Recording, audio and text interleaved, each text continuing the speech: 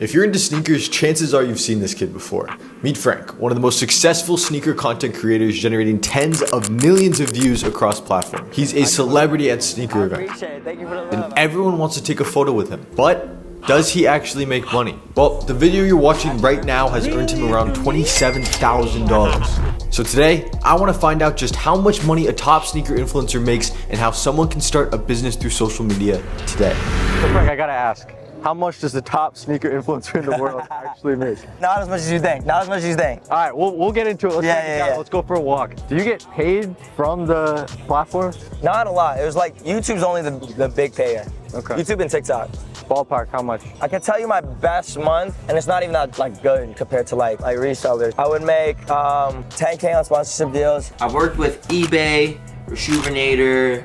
I've worked with Culture Kings, Nesquik. 12K TikTok alone, and then 5K on YouTube. So it was like 27K in that month. That's pretty good. That's a big month. It always fluctuates. It's not consistent, and I need a consistent form of income. That's why I was starting a clothing brand. Okay, I want to talk about the clothing brand in a sec. That's actually what I'm really interested in. Not many people know, but you started out just as a regular sneaker reseller, right? Can you break down how you actually got started in sneakers? It was just about to hit quarantine. I had like $2,000 saved. Okay. I lost all my money at the stock market, like trading options or whatever it was. Yeah. And then Facebook went down. Basically, I had a stock in Facebook, went down, lost all my money.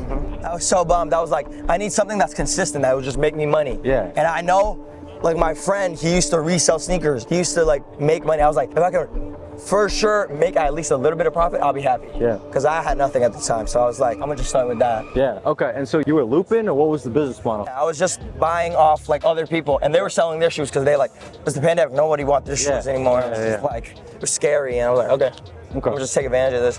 But it was never like, I'm gonna go big with this. It was just like, just some side money. Like, I gotta make something. So how much were you actually making from reselling? That summer, I was reselling everything. Like, it wasn't just shoes. I resold heaters. Like, I was that guy. I made like 10K that summer. I was like, oh shit. Damn. Oh shit, like, I can make some money on this. So that's like, that's how I started. Okay. And I just kept snowballing. Yeah, and then when did you get into the content? Somebody was telling me I should document my life, one of my friends. So I made like a couple of day in the lives, and then I had an idea to make some skits, like some sneaker meetup skits. Yeah. I can do 400 if I get your number. And those blew up like right away. So I was like, oh shit. Yeah. I got something. Yeah. What was the feeling when like your first short blew up or your first reel blew up? I was like, this is so easy. I'm gonna just do it like every day. And was it something where it was like you thought you could build the business around it? No. Once it started like getting numbers, I just like brick by brick. I never saw like the longer picture. I was like brick by brick. Just keep going, and then just it became what it was, you know what I'm saying? Like, I'm happy for it. Break down kind of your whole content model, like what goes into it, because I'm sure there's a lot more behind the scenes that people don't see. People see the I can't even do it, but the talent, like right? But they don't see like they don't see the actual business behind it or the actual operation behind it. So what goes into the content? Mine's is like free flowing. I think I'm at this point where I need to build structure in my life. Every day it's like wake up, look at what content I gotta do, and then do it. Yeah, I make all my videos myself. Like sometimes my friends are like, yo, you know what'd be funny? Like if you do this, and I'm like, all right, let's do it right now. Like free shoes or back shots. It's literally one of my cameraman's ideas. And I was like, okay, let's do it. It's a tough idea, Yeah, it just worked. That's fire, It was like so viral. Because most of your content isn't serious, right? It's more funny. Yeah. I feel like people maybe would have the idea of you that you're like an unserious person. Do you consider yourself like pretty unserious? I don't know. I think I'm pretty serious when it comes to it, you know? Yeah. If I gotta lock in, I'm gonna lock in for sure. Yeah. But obviously, people know me to be unserious a little bit, or happy. I wouldn't say unserious, I said happy. Yeah. I'd be happy. I would agree. And I'd do what I gotta do. The ultimate goal is still to retire my mom, so that's what I'm trying to do, and any means possible. Okay. Do you ever feel like you're getting boxed in this persona that you've created? Yeah.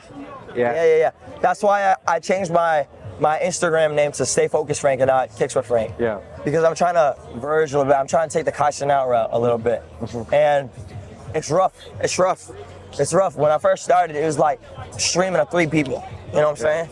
When I get millions of views, making a sneaker video, streaming to 3 people. Yeah, no, so it's tough. Yeah, it's a whole market. Yeah. It's definitely something I'm just gonna get better at. Because I know how much it takes. So I'm willing to do it all. What do your parents think? Because you're doing this full time now, right? Oh yeah, my mom doesn't know anything.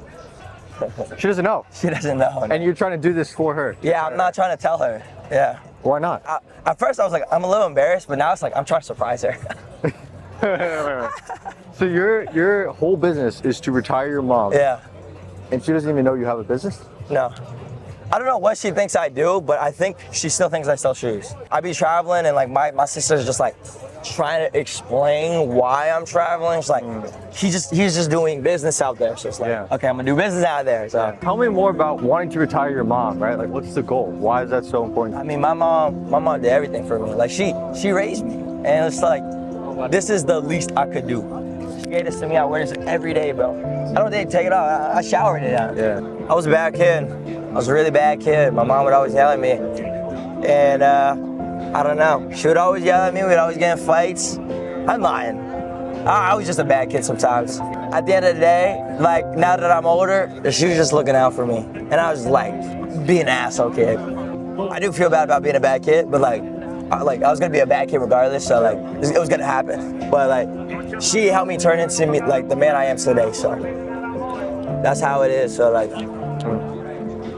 I don't know. I wouldn't have it any other way. Top 3 methods I have used to retire my mom. At number 3, I have creating a clothing brand. This shit is not a get rich quick scheme at all. Learning on how to run ads. Twitch or my clothing brand. Those are the 2 things I'm focusing on right now, so I'm gonna try to just go hard on that. Okay, and so the clothing right now, is that making money or is that a passion project? Or tell me what It's making money. My first couple drops were actually really fire. Okay. Like there was Q4 a couple years ago, like Black Friday sales and stuff like that. And I'm just working on new designs. I dropped this one. Fire. This one I dropped yesterday. We did pretty well, but we still have a little bit more ways to go to sell out. I'm doing a whole method. I'm driving hype, trying to get them in the boutique stores too. Just the local people, get it out there, and then find ways to distribute after that. Yeah. Break down the numbers on the clothing. It was really bad. I would say in my head, I had to overcharge a little bit. Okay. Like the shipping was $20. People can get shirts here in the US for $6, but this is like 320 GSM's heavyweight. Yeah. And also it was express shipping because I wanted it in time for back to school. Yep. So how much did you pay? How much did you charge? If you don't like it. 20. I was selling it for 60.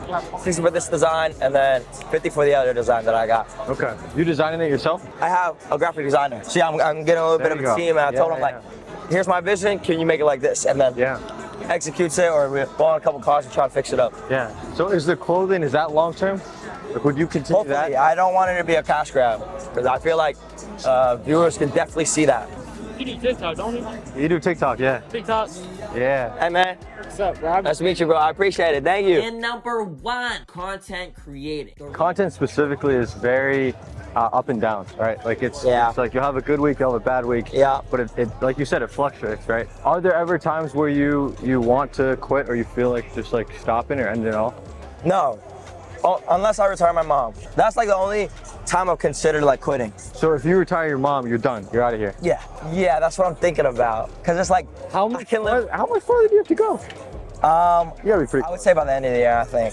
By the end of the year. Wait, Hopefully. So by the end of the year, you're done. You're off of social media. You're finished with the. That's what I was thinking, cause like I can live on like 20K a year easily.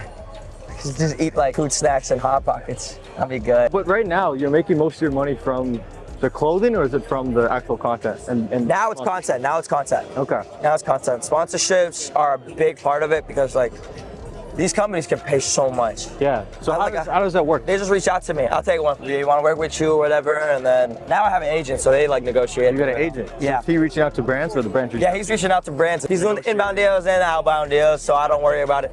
But I always look, so like I might not have an agent no more because I'll just do it myself. Like I'm so stuck into like wanting to do things myself. Yeah. But I know like in order to grow, you need a team. But I'm still like a little selfish on that. Like I definitely Talked about that last year. Yeah, I know. Okay, so tell me more about live streaming. What's the play there? I want to grow like an actual community because like if you have a live stream that's popping, like we got I'm live streaming to 4 people right now. Popping. Popping, bro. Popping. Oh yeah. But it's also like I'm doing an interview and I'm not talking to my chat, so like they're probably like And then how many viewers do you usually get? Usually when I first started it was like a lot, but I think it's like, oh, he's just trying to stream. Like around like 70 or 100. Okay. And then it like I usually get around 30.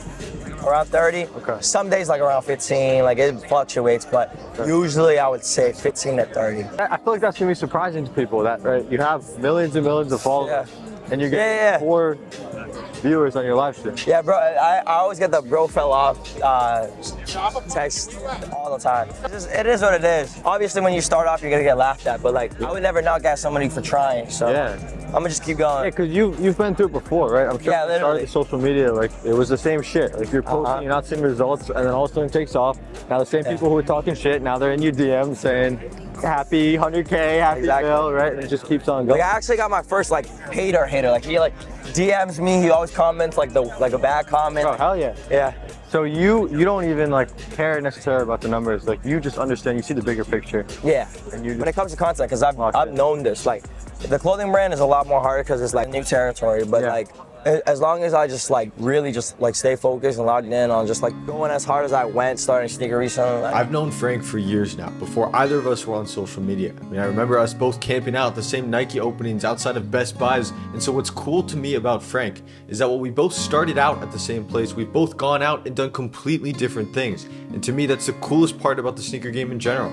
So many young kids using it as a stepping stone, their first taste of business. And yet while everyone starts out the same, they all go out and do their own things. But it all started with shoes. Stay focused.